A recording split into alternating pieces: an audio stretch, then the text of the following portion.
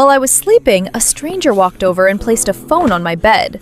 I asked my mother if it was her, but she denied it. No matter how many times I checked the security camera footage, I couldn't identify who they were. Too curious, I pressed the power button. Just then, the phone rang. On the other end was the voice of a woman.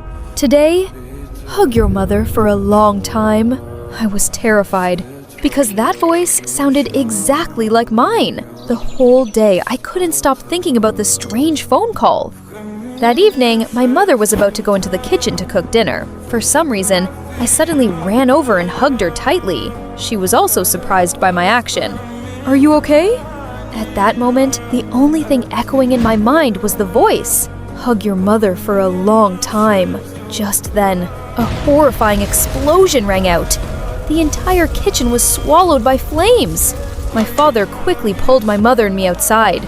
A few minutes later, the firefighters confirmed the gas line had been leaking beforehand. If my mother had entered the kitchen any earlier, nothing could have been saved. I fearfully remembered the phone. Who exactly was she? The phone rang again. "Tomorrow, don't let your father go on his business trip." I quickly asked, "Who are you?" But the person on the other end remained silent, and then the call ended. The next morning, I pretended to have a high fever to keep my father at home. Just 1 hour later, breaking news appeared on television. The vehicle carrying my father's coworkers had been involved in a serious accident. Not a single person in the vehicle returned safely. Because of that, my father survived. In the years that followed, whenever a disaster was about to happen, the phone would ring again. I never stopped searching for that woman's identity to thank her, but I always failed.